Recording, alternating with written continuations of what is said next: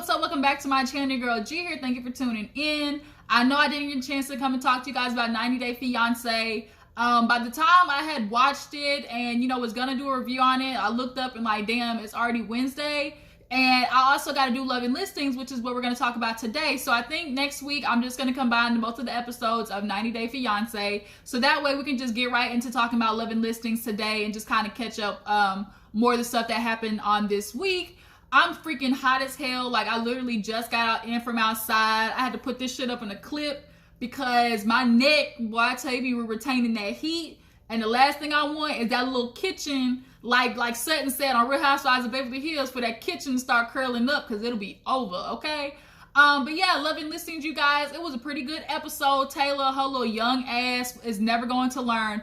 Not everything needs a battle, young child. Like, it is not like you are going to get nowhere by constantly fighting people, okay? And then this episode, we saw Zac and Sam did a little bit of canoodling, y'all. Little canoots over there in the hot tub. So let's go ahead and get into the episode and everything. Make sure you like this video, subscribe to my channel. If you are new to your girl's channel, hey, appreciate you for tuning in. Make sure you hit that subscribe button so you become a member of the Juicebox crew, all right? All right, you guys. So like I said, the episode, let's open up basically where we started back off, which was Taylor coming in the house, Palm Springs. Everybody had a good old, dinner. Stopping down Eric's mom's recipe, mac and cheese. Eric or Alex, one of them, made the mac and cheese, and Taylor came in and the mood literally went from 10 to -3. It was so damn quiet when Taylor walked in. So then Zac started asking her about, how she felt, being here. She's like, it's good. The company could be better. So then it's like, girl, this is what we was talking about. Like, the slick ass comments, the sarcasm, the attitude, and you sit here and wonder why people don't want to be around your miserable ass. So then Zac is rolling his eyes because he feels like, damn, I've been trying to roll for this girl, for a minute. Like, she's young. I've been, around her since she was 19. I'm trying to give her the benefit of the doubt, but like, clearly my help as a friend is not reaching this girl. So then they start talking about how she felt, like everybody was against her. What did she do what did she do to deserve everybody not, coming to her defense at the party and stuff like that? Well, Eric had to explain to her, girl, you were sitting there acting up. The executive, manager or something like that was there. She was like, no, he wasn't. And Sam was like, he was there. And you were sitting there acting a damn fool. She couldn't even say anything. Her face looked stuck on stupid because you realize here you are embarrassing yourself in front of these people who literally hold the keys to your career. So then she's like, well, Sam, this had nothing to do with you. She's like, what am I supposed to do when everybody's bullying up on me? That girl, she's like, that girl pushed me. The last time I saw you guys, I was getting pushed into a glass and you guys did nothing.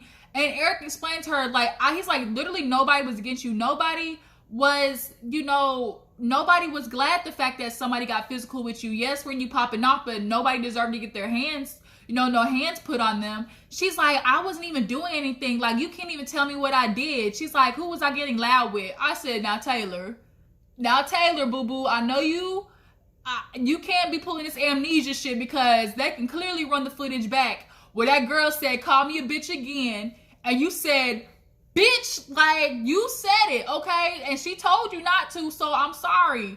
Your ass was not getting bullied. I can't stand when she kept trying to, people were ganging up on me and bullying me. Why is it all of a sudden now it's bullying? It wasn't bullying then when you felt like you could take everybody on and you had everybody, call them bitches and all types of fake ass people and stuff like that.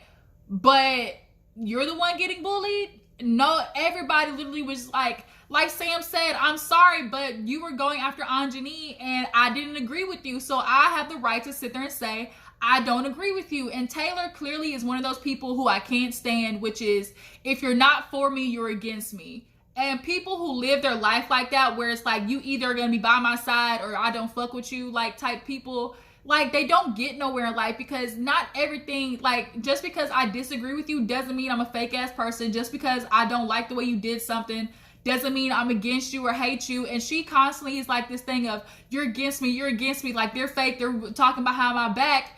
And Eric had to be like, Taylor, you were loud. And she was like, you know what? I'm not doing this. I'm not going to sit here and, go at you guys over a stupid argument. And it's like, bitch, you're the one who really got the problem. You mad because nobody came in on their hands and knees begging for forgiveness. Ain't nobody in the house did nothing wrong. You the one who fucked up. So now Zac is sitting there pissed off, and she starts going. She was like, Zac said what? Like, you need to keep your mouth shut because I hit niggas too. Okay. Now, girl, the only reason you saying that is because that's Zac, and you know he's not gonna put his hands on you. But go run out in the street and say some shit like that to a random ass nigga on the street. Men these days is disrespectful as hell, girl. And I do not condone getting no man putting his hands on a female. But you go and talk crazy like that to a nigga in the street, and he just might sop your ass. So, like, you might want to cut that shit out. Thinking you all big and bad, girl. You all but 98 pounds on soaking wet. So, cut the shit out, Taylor. She's telling everybody they're fake. I'm not doing this. She rolling out with her little gray tights on with that flat ass booty of hers, walking out the house. And Zac is outside talking, I think, to Alex. And he's like, man, you know, how's she coming to the house doing this? Like, I've been trying to, you know, been there for that girl. I guess she's young, but she got to learn that not everybody's against you. Like, we trying to ride for Taylor, but she just too blind to see it. And at this point, everybody's like, you know what, Taylor, forget that. We glad you gone. You brought all the energy down. We gonna try to refresh, you know, this energy. The girl, Sarah, the white girl, was like, oh my God, people act like this in rehab. I said, rehab? Girl, you love bringing up that damn you 10 years sober. It's okay, girl. Congratulations, you 10 years sober. But she killing with that. I knew girls like this in the sorority house, and I just always did my way drinking when they were so mean and rude to people. So everybody's like trying to move past it. So Jacob's actually coming, and everybody's like, man, we need Jacob's energy. Like, he's gonna bring it up, you know, not have everybody in here sad like Taylor was. So everybody trying to get the energy back up. So all the guys end up going into like the pool house or something like that while the girls get dressed. So then Eric comes over, and it's Zac and Alex in there, and they're like, so, you know, who's all coming over? And they're talking about how Andrew's supposed to be coming. And Zac is not fucking with Andrew right now. He's got a bone to pick with him, so he's just kind of sucking it up for right now. You know, he's like, knows everybody else is trying to like have him come over to Palm Springs, but Zac is not here for any of it. So Jacob finally makes it to the house. Everybody's turned up. They happy. He's like looking around. He's like, where's Taylor? And they explain to him like, man, your homegirl tripping. She tripping all the way. And he's like kind of saying the same thing Zac is, which is, you know, she's young. You know, she's gone through a lot in her childhood. And basically, like, unfortunately, all your anger gets taken out on the people closest to you, which happens to be them. Nobody in particular has done anything so bad to Taylor that's warranting the reaction that she's giving everybody. So they're all like, you know what? Let's just drink. Let's just turn up, have fun. And, Jacob ended up bringing his friend that helped him close the deal with Safari. So, you know, they got a reason to celebrate. So they all, you know, drinking and stuff like that. It's cool. And, you know, they having a good time. So, in the midst of all that happening, we see Andrew back in LA, and he with his girl Julissa, and they, you know, doing some little day axe throwing and stuff. And he tells her that, you know, Eric invited him out to Palm Springs. She feels some type of way because he's like, oh, everybody's going to be there. By everybody, I mean everybody, including Anjani. She said, you know, I just feel like there should have been more consideration. Bitch, first of all, one, Andrew's not there. And two, it's Andrew's duty to be like, look, if Anjani's there, I'm not going to go because I don't want to disrespect my woman like that. Because if this so-called thing that you claim is fake, okay, that you claim is not real, you know, if it ain't real, then it shouldn't be no issue. But he killed me when he was like, oh, you know, Julissa believes me, so that's, you know, that's all there is to it. You know, we have no problems. I'm like, this girl Julissa must be a damn fool. There's no way she didn't watch last season, and there could not be any way that she did not believe. Like, girl, yo nigga is guilty, but I guess, you know, she's gonna be one of those girls who feel like, you know what, ain't no other man better out there. At least, you know, my nigga cheating on me. At least he got money. At least it's better to get cheated on by a rich nigga than a broke one. So, hey, I guess that's her logic right now. And she's older in age, trying to have kids, you know, like he said, which is kind of how he flipped it on her. Like, babe, you know, these people out there, you know, we do business with, you know, and if you say, you know, we want to start a family and buy a house and stuff, like, I got to fix things with them. So that's how he kind of turned it on her. So back in in, you know, Palm Springs, we kind of see this little section where Sam and Zac get together. You know, everybody had been kind of peeping them, flirting each other, giving each other the do me eyes and stuff like that. And so they make it to the hot tub, and it was so hilarious because Jacob was like, oh my God, I see you. Hold up, what's getting ready to happen? I love this stuff. He was just like joking on them. And they was like, Jacob, hey, take the hint. Like, we trying to get something going right now. So then, you know, they kissing and stuff and flirting with each other. And Zac finally's like, girl, Sam, what we doing? And she's like, I don't know, like, what are we doing? So they kind of take this time to say, like, look, Palm Springs is basically going to be for us to kind of like, you know, feel each other out, kind of like go with the vibes, and wherever it takes us, it takes us. So we kind of see them, you know, slowly making their way to the bedroom, the master bedroom, to get things clearly on and popping. Zac plans on hitting himself a little Asian girl from the bike that night, okay? So then, what else happened that night?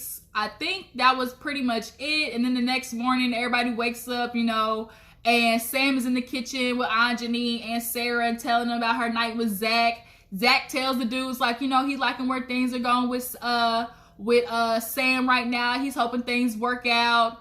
Jacob wakes up, but he got a bad morning because his damn woman texts him talking about, I hope you had a lot of sleep last night because I did it. And he's kind of realizing, oh shit, this parenting thing isn't as easy as it seems. He's realizing, like, oh my God, like, I gotta take care of baby. I've been dealing with shitty ass diapers. And his girl clearly is one of those females to be like, I did this, and you only did that, you did that. He's like, why is it always a competition of who did what? Like, that's pretty much how it's gonna be. Oh, hold up, like, chair, like, what the fuck? I don't know. Hold on, you guys.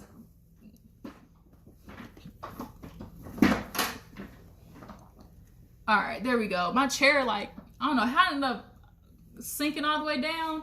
But yeah, so Jacob is realizing, like, you better take this trip full advantage, because once you get home, your girl is not letting you go no motherfucking where. Okay? So they all outside and, you know, soaking in up the sun, and they kind of tell Anjani and the rest of the group that Andrew's on his way. Ajani's feeling some type of way because she's like, she told Taryn that he wasn't going to be there. And now that he's coming, she doesn't want to seem like a liar because they got trust issues, because when they first were talking, she didn't necessarily cut things off completely with her exes. So, you know, she's like making it super kind of like weird. I'm not going to lie, like the way she was so emotional about it. But okay, Anjani, whatever. But Zac, he's like, no, we got some shit that I got a bone to pick with him. You know, he said some things and I need to get it off my chest, bruh. I was like, damn, Zac, you really want to be hard, don't you? So we see a little section where the guys play tennis and they talk about Taylor. So then we see Taylor back at home and she ends up inviting her mom over. Now, we all know her mom and her don't have really a good relationship, but they're doing better. They're trying to, you know, fix things. And I just find it so ironic how her mom is in therapy and she's talking about how she has to do better raging on people. And I was like, huh, your DNA runs strong, mama, because your daughter has been raging on everybody, okay? So then the mom told Taylor's like, you know, you really need to learn how to control that. Like, you got to understand not everything warrants a reaction. Well, Taylor's like, yeah, mom, okay, whatever. But she's realizing, like, her feeling is if I don't say anything, that means I lost. Like, if I don't defend myself, I'm going to look like a loser and I'm letting them win. And it's like, no, like the mom said, like, you cannot allow people the satisfaction of getting that reaction out of you. And she always wants to be so upset. Oh, people are treating me like this 19-year-old, like I'm still young. And it's like, no, they're not treating you like that because you're young. It's because, like, you're acting that age. Like, there are a lot of 19-year-olds who don't act 19, but bitch, you act all of 19 and you 22 right now. Like, you should not be acting the same way you were acting season 1, because clearly season 1, you had a hard time becoming friends with people, and now here it is, you're going to do this again season 2. Like, Taylor, grow the fuck up and quit blaming everybody. So then in her confessional, she kind of realized, like, oh, you know, I've been dealing with the same thing. You know, people always having something to say about me, so maybe I need to realize, you know, I need to react a little bit better, but I still feel like they were wrong. That's what she told her mom. She's like, I get angry because I feel like I'm right. Because it's warranted. And it's like, even if it is so, like, that doesn't always have to be a reaction. Like, Taylor constantly's always trying to fight people. Like, girl, where's all this anger coming from? Like, your body's too small to be carrying that much strife. Like, girl, like my grandma said, you gonna be out of here, you're gonna give yourself a heart attack before you damn near 60. But Andrew's on his way to Palm Springs. So Sam ends up talking to Anjani, because Ajani is having a whole goddamn Viola Davis crying moment. She's crying her eyes out. I just don't know what to do about Andrew, because I love Taryn and he's just so good to me. I finally feel like I deserve love. And she just went on this whole monologue. And Sam is kind of like, why does Anjani have all this anxiety about it?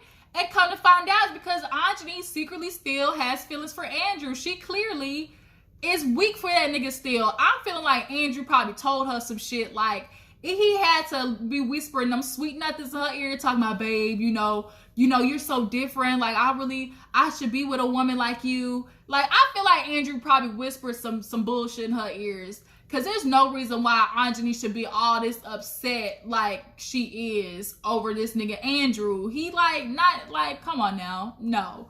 So Andrew gets there. He walks in and is joking with the guys and stuff like that. And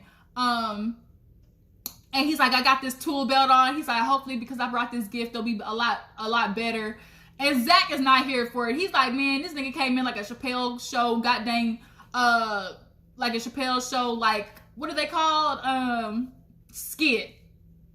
And so they sit down. He's asking about everything, and they get straight to the point. Like, look, it's awkward. Anjani's here. This whole elephant in the room. The whole thing with Taylor started because she was getting on Anjani about you. Which, let's run that back. How was it so ironic how Taylor was talking to Sam about how it was none of her business, her and Anjani talking? I'm like, Taylor, bitch, this Anjani Andrew situation is none of your business. So, bitch, like, you want to talk, but then, you know, Andrew starts going in like he felt like he's disappointed. You know, nobody was really there for him. And Zac is like, nigga, we tried to be there for you, but you kept lying.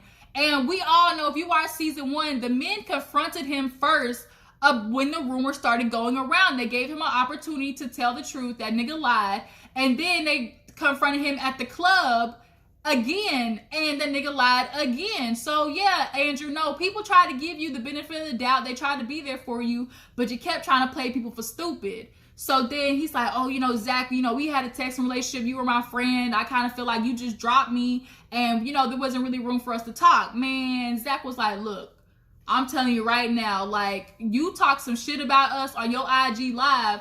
I guess the other men didn't see it, because the other dude, Eric, was like, hold on, wait a minute. Like, who was talking shit? And from the preview, that's where it ended. And so from the preview, it looks like Andrew gets a little tongue-tied, like, oh, if that's what you think I said. Zac is like, no, nigga, I saw you say it on damn IG Live. So here Andrew is with the bullshit again, like he's gonna get caught up in another lie. And it's like, Andrew, bruh, you phony. That's what that is. You is straight up phony. Your ass cheated with Anjani, and from the producers trying to be messy as hell next week because they talking about, did Andrew try to sneak in your room? And it's like, y'all know that nigga ain't do that, but I guess they trying to, like, you know, gusher up all the views for next week and stuff like that. But it was a pretty decent episode. You know, next week's gonna be a little bit more intense because Jacob's wild, and now he really trying to get this, you know, party out his system while he out of town. So, and then Anjani's still her little emotional ass is gonna get into it with Taryn. So, y'all tell me what you think about the episode. I appreciate you for tuning in. Sorry I was late with this review. Hopefully I'll be able to come and talk to you guys about all the stuff that's been going on in the headlines, give you guys an episode of Daily Squeeze. It's been a minute since I've came and talked to you guys. But make sure before you go, you like this video, subscribe to my channel, and I'll check all you guys later next video. Deuces.